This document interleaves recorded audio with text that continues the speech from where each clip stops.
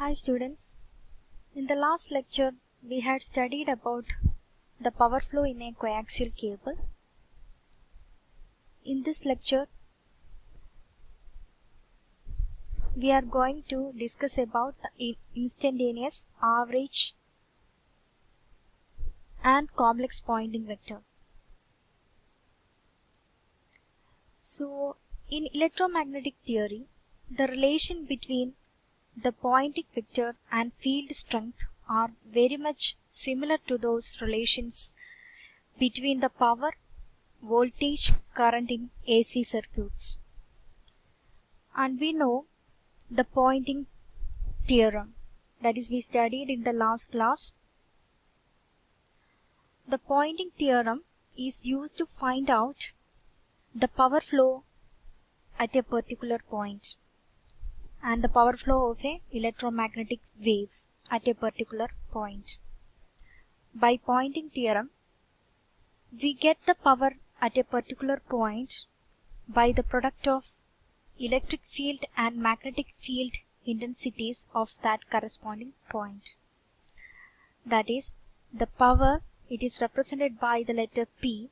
It is the Poynting vector P.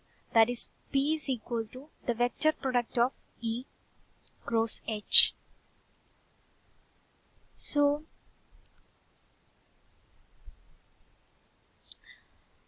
we know the general equation for finding the power. The power can be found out by the product of voltage and the current. So, before that, consider this figure. Here we are taking one reference vector and a voltage vector and a current vector.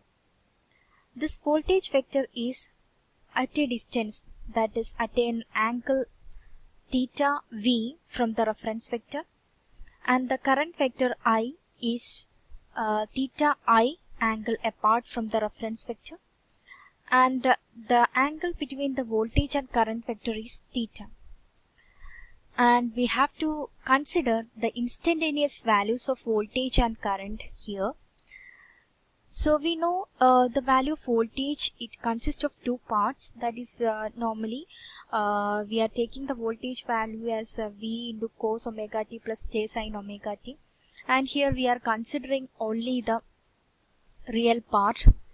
So the voltage V is equal to the real part of V e raised to j omega t. The value of V e raised to j omega t is, I already told that V cos omega t plus j sin omega t, and here we are only considering the real part of it. From that we get the value for the voltage is V cos omega t plus theta V. That is the angle between the reference vector and this voltage vector. It is marked here theta V. And the value for the current can also be written as I is equal to the real part of I e raised to j omega t. That is equal to the modulus of I into cos omega t plus theta I. Here we are taking the real part of I e raised to j omega t. And next step, we have to find out the instantaneous value of power. That is represented by the letter P. That is power, we know the equation, power is equal to V into I. Then multiply the instantaneous values of voltage and current. So we get V I, modulus of V into I, cos omega t plus theta V into cos omega t plus theta I. This is in the form of cos A, cos B. So on expanding, we get cos A cos B is equal to cos A plus B plus cos A minus B divided by 2. Apply that here. Then we get VI by 2 cos 2 omega t plus theta V plus theta I plus cos theta V minus theta I. So we get two values, that is VI by 2 into this term and this term. So we know the value of voltage and current is always changing in a system. So here also we are taking one reference vector and it is also changing. So here this value is changing, and this term is a constant value. This term is having a constant value, and this term, that is cos to omega t plus theta v plus theta I, is changing because it is omega. The value of omega is changing because the system is, we have to tell the system with respect to some reference frame. Sometimes that reference frame may be a rotating one, so the value of this first term will be changing one. So by when we go to find out the value for average power, then we are only taking the constant value of the system. So we eliminate this changing value. So the average power can be written as P average is equal to VI by 2. It is a constant value, VI by 2 into, we eliminate this term. So we are only considering the second term here. So the value becomes VI by 2 cos theta V minus theta I. This is the average power. And we know from the figure, this theta V minus theta I, we get theta. From this theta V minus theta I, it is the angular difference between the voltage and current, and it is theta. So we can write the equation P average is equal to VI by 2 into cos. This becomes theta, that is cos theta. From this relation, we can write the real power. P real is equal to, we know the equation VI by 2 into cos theta, that is the real power, and the reactive power can be written as VI by 2 into sin theta. This is the reactive power. So this value, that is P, will give us the instantaneous value of power. It consists of two terms, one changing term and one constant term. When we consider the average power, we are only taking the constant term here, and this is the real power, that is the cos theta term VI by 2 into cos theta, and the reactive power is VI by 2 into sin theta. From that, we can find out the complex representation of power.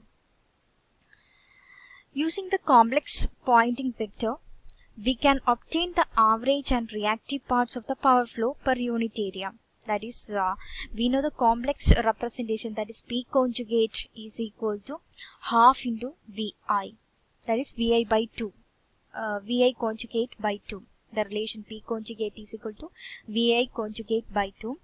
And the instantaneous values of power per unit area can be given by the instantaneous Poynting vector. We already studied that. That is the instantaneous Poynting vector.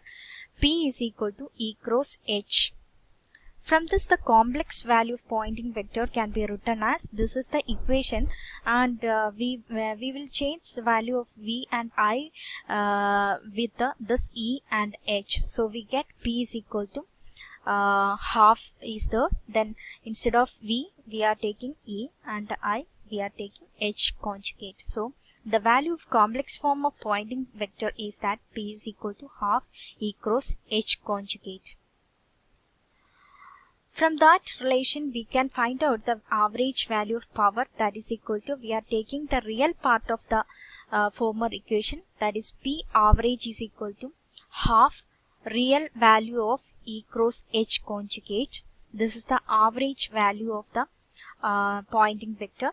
And the reactive power, P reactive, is equal to the imaginary part of that equation, that is half imaginary E cross H conjugate. This relation gives us the reactive power of Poynting vector. So in a rectangular coordinate system, the complex Poynting vector normal to the YZ plane can be found out by the relation Px. We already studied that the value of E is pointing in if it is pointing in Y direction, then the value of magnetic field H can be in Z plane, and the value of Poynting vector should be in X plane. So the value of Px can be found out by Px is equal to half into EY H Z conjugate minus EZHY conjugate.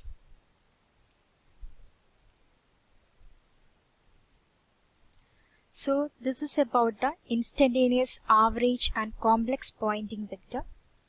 Thank you.